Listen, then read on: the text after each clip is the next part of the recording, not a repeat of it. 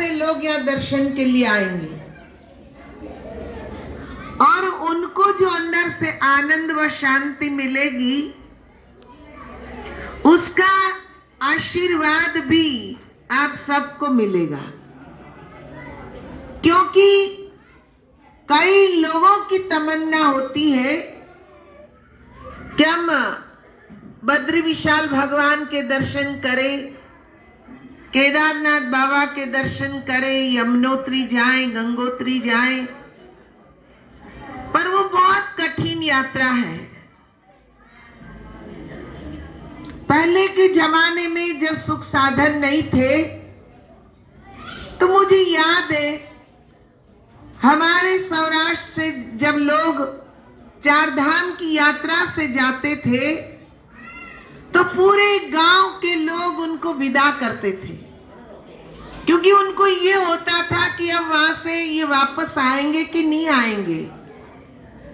कई महीने लग जाते थे और अगर वो आ गए तो पूरे गांव में कहते इतनी खुशी होती थी, पूरे गांव को, आसपास के गांव के लोगों को भंडारा दिया जाता था कि हमारे परिवार के एक सदस्य चार धाम की यात्रा करके आए, बाबा बद्री विशाल भगवान के दर्शन किए, बाबा केदारनाथ के दर्शन किए, यमुना महारानी के दर्शन किए, गंगा मैया के दर्शन किए, वहां के और भी ऋषि मुनियों के दर्शन हुए।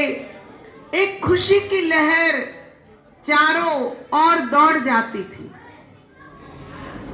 धीरे धीरे साधन बढ़ने लगे, रास्ते बनने लगे, यात्रा थोड़ी सहज हो गई। और अब तो हमारे माननीय प्रधानमंत्री जी के आने के बाद तो और सुविधाएं मिलने लग गई। अभी तो उन्होंने घोषणा भी की है माणा गांव से कि जहां कठिन यात्रा है वहां रोपवे बनाएंगे ताकि लोग ऊपर चढ़ सके, दर्शन कर सके। ये देखो, हम सब मनुष्यों का ही प्रयास है कि हम एक जीव को किस तरह भगवान की ओर ले जाएं। और यहाँ पे हमारे गणदेशीय मित्र मंडल के सभी सदस्य, उनका भी ये भाव बना।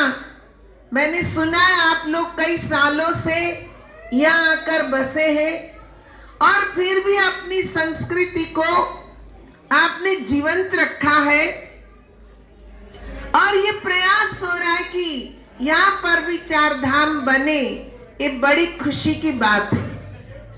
अभी मुझे भाई साहब बता रहे थे कि हमारा ये मानचित्र है यहाँ के चार धाम का, तो सुंदर सा एक स्वस्तिक बना हुआ है और चारों कोनों में चार मंदिर चार धाम के बना दिए। ये भी एक हमारे अंदर जाने का इशारा है।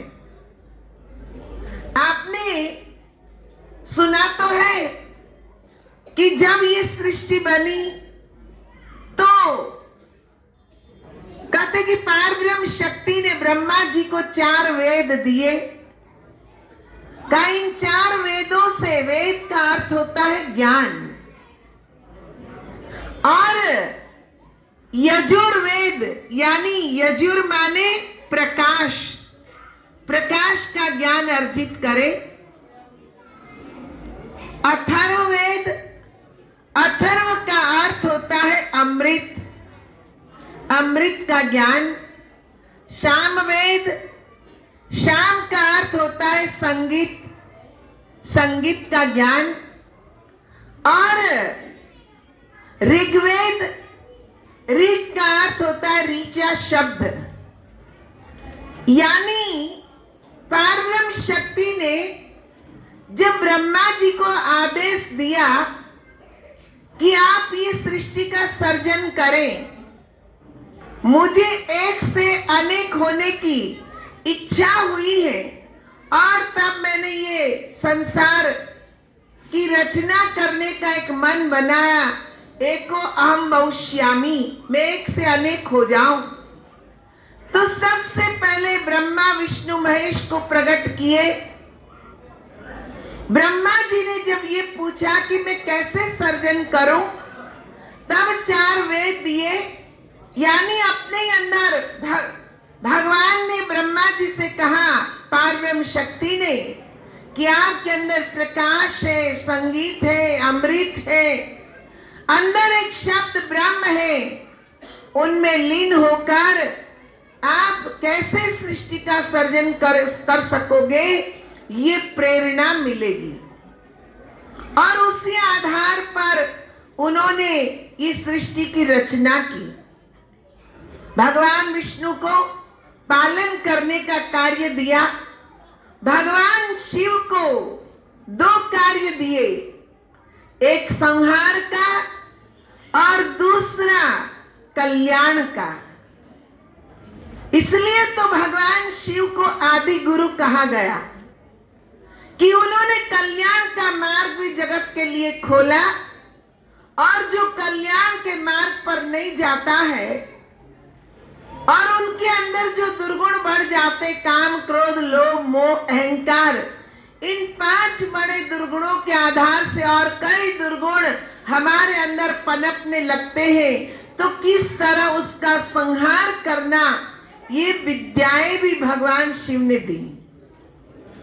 तो देखिए, तीनों कल्याणकारी देवता जिन्होंने सर्जन किया, पालन कर रहे हैं, और भगवान शिव आदि गुरु ज्ञान देकर उन 4 वेदों को हमारे अंदर दर्शाकर कल्याण का मार्ग खोलते हैं। उसी 4 वेदों के आधार से 4 दिशाएं बनी, 4 युग बने, 4 धाम बने। तो देखिए, ये 4 का जो बहुत बड़ा इशारा है, स्वस्तिक के भी कहते कि 4 कोने हैं। स्वस्तिक का अर्थ ही होता है कल्याण होना। जिनके घर के द्वार पर स्वस्तिक बनते हैं, कहते उनके घर से नेगेटिव ऊर्जा बाहर जाती है और पॉजिटिव ऊर्जा अंदर आती है। ये भी एक चिन्ह है। ओंकार का भी हम एक चिन्ह बनाते हैं। ओंकार के अंदर भी यही दर्शाया कि आपके अंदर से अगर नेगेटिव ऊर्जा को बाहर निकालकर पॉजिटिव होना चाहते हो, तो अंदर ओंकार का एक ध्वनि उठ रहा है, शब्द ब्रह्म, उसमें आप मस्त हो जाओ। तो देखिए, हमारे महापुरुषों की, ऋषि मुनियों की कितनी बड़ी सोच है जगत के कल्याण के लिए, मानव के उत्थान के लिए, ताकि वो सत्य की राह पर चले, सत्य को समझे, जाने और अपने इस मानव जीवन का कल्याण करे। अभी आपको बताया गया कि मन को शांति कैसे मिले। अभी जब मैं यहाँ आ रही थी तो भाई बता रहे थे मुझे कि हमारी भाग दौड़ की ऐसी जिंदगी है कि उसमें मन बड़ा अशांत रहता है। ये एक की बात नहीं है, सबकी बात है। हर कोई व्यक्ति किसी न किसी प्रकार से दुखी रहता है, अशांत रहता है। केवल मात्र धन पर्याप्त कर लेने से शांति नहीं मिल जाती। मोटर बंगला गाड़ी बसा लेने से शांति नहीं मिल जाती। ये सब कुछ सबके पास होते हुए भी मन से व्यक्ति दुखी है, कोई तन से दुखी है। ये तो संसार का नियम है। कोई तन दुखी, कोई मन दुखी, कोई चित्त उदास।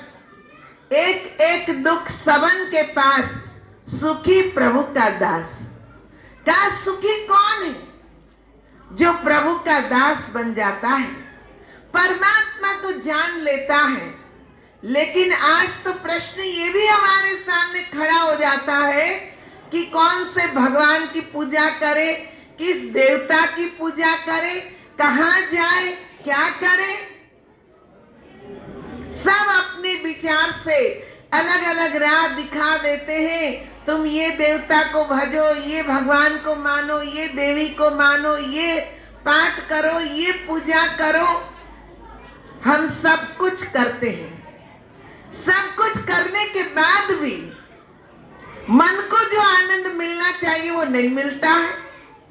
जैसे मुझे एक छोटी सी बात याद आती है।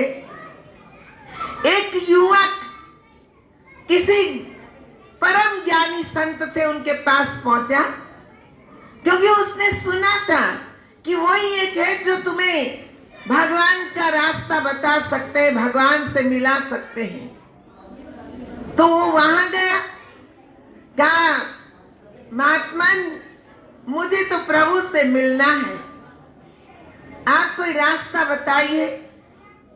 तो महात्मा जी ने कहा बेटा ये बताओ तुमने आज तक जीवन में किया क्या। कहा महात्मा जी मेरा भी परिवार है, माता पिता है, पत्नी है, बच्चे हैं, सबका मैं कर्म करके लालन पालन करता हूं। उसके अलावा मेरे पास समय बचता है तो धर्म ग्रंथ पढ़ता हूं। उससे मन में इच्छा जागृत हुई कि भगवान भी कोई शक्ति है, भगवान से भी मिलना चाहिए। तो मैंने आप जैसे कई संतों से पूछा, किसी ने कहा जप कर, किसी ने कहा तप कर, किसी ने कहा दान कर, किसी ने कहा व्रत कर, किसी ने कहा तीर्थ कर। मैंने सब कुछ किया, फिर भी मन अशांत है। अभी भी ऐसा लग रहा है कि मुझे भगवान नहीं मिला। अभी भी मैं अंदर कुछ अधूरापन महसूस करता हूं। और इसीलिए किसी ने बताया कि ये परम ज्ञानी संत है, उनके पास जाओ, तो मैं आपके पास आया। अब आप मुझे बताइए कि मैं क्या करूं। जो जो लोगों ने बताया सब किया। महात्मा जी ने कहा बहुत अच्छी बात है, तू अपने कर्तव्य कर्म का भी पालन कर रहा है। तूने बाहर के सारे पूजा पाठ कर्म कांड किए, बहुत अच्छा किया तूने। उससे तेरे अंदर और लगन लगी। जैसे एक बच्चे को हम डॉक्टर बनाना चाहते हैं तो डायरेक्ट हम डॉक्टर नहीं बना सकते। बाजार की सारी किताब, डॉक्टर की किताब लाकर उसके पास रख दे और कहे बेटा पढ़ो तुम डॉक्टर बन जाओगे, तो वैसे बच्चा डॉक्टर नहीं बनता। पर पहले वो नर्सरी में जाता है, फिर केजी में जाता है, फिर फर्स्ट में जाता है, सेकंड में जाता है, करते करते करते वो 12वीं तक पहुंचता है। वहां उसने एक सब्जेक्ट सिलेक्ट कर लिया कि मुझे साइंस पढ़नी है, मेडिकल में जाना है। फिर वहां से उसकी स्पेशल पढ़ाई शुरू हो जाती है यूनिवर्सिटी में।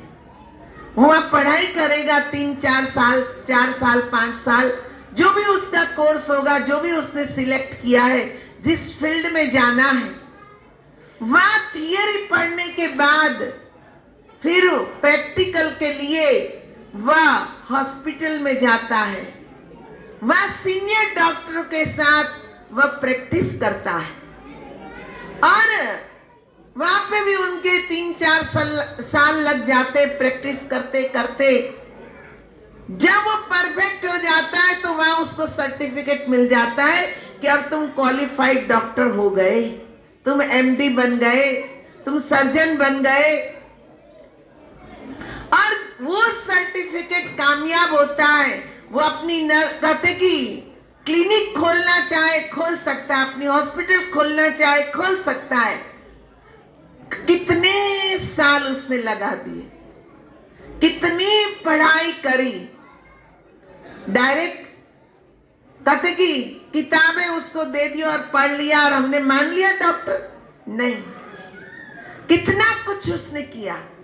इसी तरह हमारे ऋषि मुनियों ने भी हमारे लिए नर्सरी केजी सब बनाई। पूजा पाठ व्रत उपवास ये सब हमारे लिए नर्सरी से शुरू होता है। हम यूनिवर्सिटी